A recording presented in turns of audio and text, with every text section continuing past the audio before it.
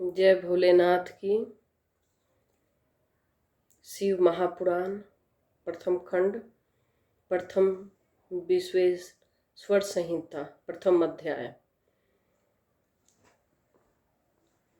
प्रयाग में सूत जी मुनियों का शीघ्र पाप नाश करने वाले साधन के विषय में प्रश्न करते हैं, जो आदि और अंत में तथा मध्य में भी नित्य मंगलमय है, जिनकी समानता अथवा तुलना कहीं भी नहीं है, जो आत्मा के स्वरूप को प्रकाशित करने वाले देवता परमात्मा हैं, जिनके 5 मुख्य हैं, और जो खेल ही खेल में अन्यास जगत की रचना, पालन, संहार, अनुग्रह एवं तीरों भाव रूप 5 प्रबल कर्म करते रहते हैं, उन सर्वश्रेष्ठ अजर अमर ईश्वर अंबिकापति भगवान शंकर का मैं मन ही मन चिंतन करता हूँ।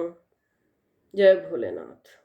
व्यास जी बोले, जो धर्म का महान क्षेत्र है, जहाँ गंगा जमुना का संगम हुआ है, जो ब्रह्म लोक का मार्ग है, उस परम पुण्यमय प्रयाग में सत्यव्रत में तत्पर रहने वाली महातेजस्वी महाभाग महात्मा मुनि ने एक विशाल ज्ञान यज्ञ का आयोजन किया। उस ज्ञान यज्ञ का समाचार सुनकर पौराणिक शिरोमणि व्यास शिष्य महामुनि सूत जी वहां मुनियों का दर्शन करने के लिए आए। सूत जी को आते देखकर वे सब मुनि उस समय हर्ष से खिल उठे और अत्यंत प्रसन्नचित्त से उन्होंने उनका विधिवत स्वागत सत्कार किया। तत्पश्चात उन प्रसन्न महात्माओं ने उनकी विधिवत स्तुति करके विनय पूर्वक हाथ जोड़कर उनसे इस प्रकार कहा, हे सर्वज्ञ विद्वान रोमहर्षण जी, आपका भाग्य बड़ा भारी है।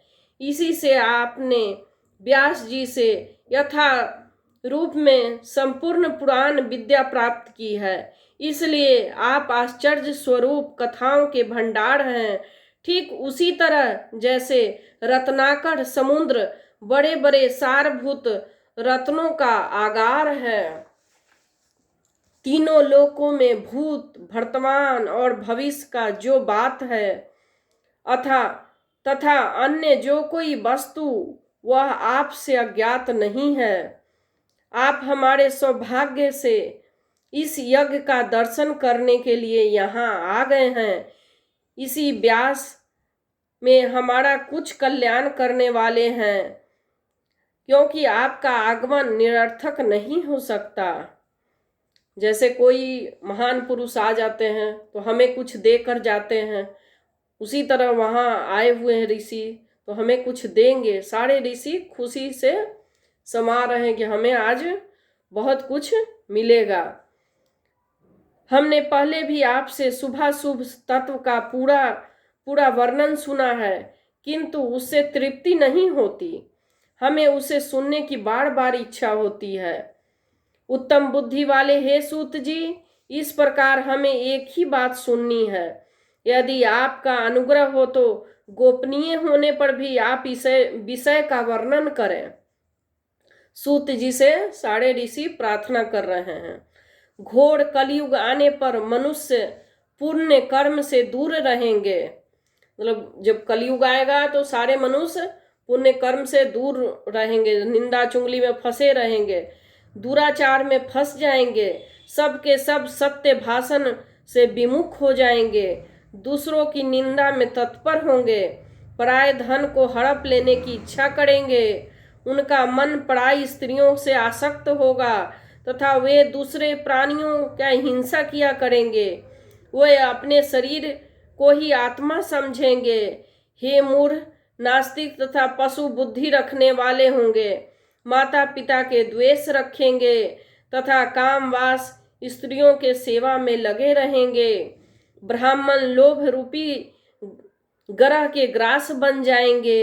वेद बेचकर जीविका चलाएंगे, धन का उपार्जन करने के लिए विद्या का अभ्यास करेंगे, मद को मोहित रहेंगे, अपने जाति कर्म छोड़ देंगे, प्रायः दूसरे को ठगेंगे, तीनों काल में संध्योपासना से दूर रहेंगे, ब्रह्म ज्ञान से शून्य होंगे, दयाहीन होंगे, अपने को पंडित मानने वाले अपने सदाचार व्रत से रहित रहेंगे, कीर्ति कार्य में तत्पर रहेंगे, क्रूर स्वभाव वाले एवं दूषित विचार वाले होंगे ब्राह्मण। समस्त क्षत्रिय भी अपने धर्म का त्याग करने वाले कुसंगी, पापी और व्यभिचारी होंगे। उनके शौर्य का अभाव होगा। वे युद्ध में विरक्त अथवा रण में प्रीति न होने से भागने वाले होंगे। वे कुंसित चौर्य कर्म से जीविका चलाएंगे, शूद्रों के समान बर्ताव करेंगे और उनका चित्त काम का किंकर बना रहेगा। वे शास्त्र विद्या नहीं जानने वाले होंगे, गौ और ब्राह्मण की रक्षा न करने वाले, शरणागत की रक्षा न करने वाले तथा सदा कामनी के खोज में तत्पर रहेंगे। प्रजा पालन रूपी सदाचार से रहित भोग में तत्पर, प्रजा का संहार करने वाले, दुष्ट और प्रसन्नता पूर्वक जीव हिंसा करने वाले होंगे।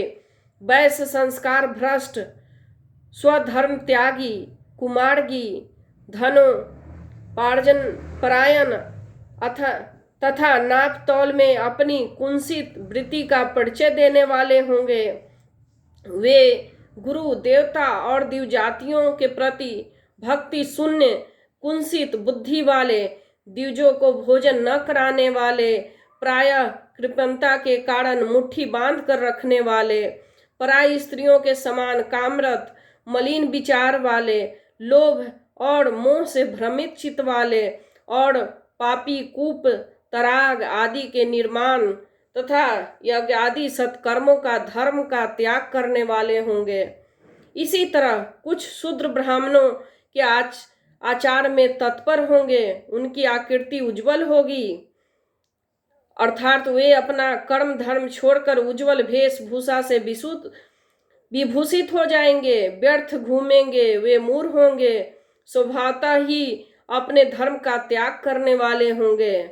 वे भांति भांति तप करने वाले होंगे, द्विजों को अपमानित करेंगे, छोटे बच्चों अल्प आयु होने के लिए अभिचारिक कर्म करेंगे, मंत्रों के उच्चारण करेंगे, तत्पर रहेंगे, सालग्राम में मूर्ति आदि पूजेंगे, होम करेंगे, किसी न किसी प्रतिकूल विचार सदा करते रहेंगे, कुटिल स्वभाव वाले होंगे और द्विजों को द्वेष भाव रखने वाले होंगे।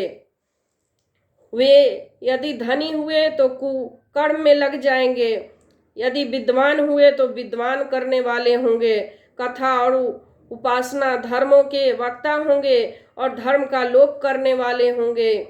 वे सुंदर राजाओं के समान वेशभूषा धारण करने वाले, दंभी, दानमानी, अतिशय अभिमानी, विप्र आदि को अपना सेवक मानकर अपने को स्वामी मानने वाले होंगे। वे अपने धर्म से शून्य, मूढ़, वर्ण, संस्कार, क्रूर बुद्धि वाले, महाअभिमानी और सदाचार वर्णों का धर्म का लोप करने वाले होंगे। वे अपने को श्रेष्ठ कुल वाला मानकर चारों वर्णों से विपरीत व्यवहार करने वाले, सभी वर्णों को भ्रष्ट करने वाले, मूढ़, अनुचित रूप से सत्कर्म करने में तत्पर होंगे। कलयुग की स्त्रियां प्रायः सदाचार में भ्रष्ट होंगी, पति का अपमान करने वाली होगी, सास ससुर से द्रोह करेगी, किसी की भय नहीं मानेगी और मलिन भोजन करेगी। वे कुंसित भाव से तत्पर होगी, उनका शील स्वभाव बहुत बुरा होगा। वे काम विहल, परपति से रति करने वाली और अपने पति की सेवा से सदा विमुख रहेगी। संतानें माता पिता के प्रति श्रद्धा रहित, दुष्ट स्वभाव वाली, असत विद्या पढ़ने वाली और सदा रोगग्रस्त शरीर वाली होगी।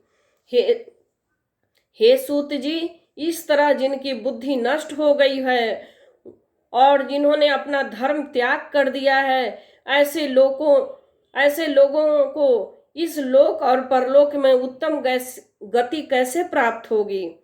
इसी चिंता में हमारा मन सदा व्याकुल रहता है।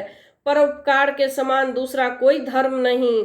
अतः जिन छोटे उपाय से सबको पापों का तत्काल नाश हो जाए, इसे इस समय कृपा पूर्वक बताइए, क्योंकि आप समस्त सिद्धांतों के ज्ञाता हैं। व्यास जी बोले, उन भावी आत्मा मुनियों की यह बात सुनकर सूत जी मन ही मन भगवान शंकर का स्मरण करके मुनियों को इस प्रकार कहने लगे। बोलो जय भोलेनाथ की जय।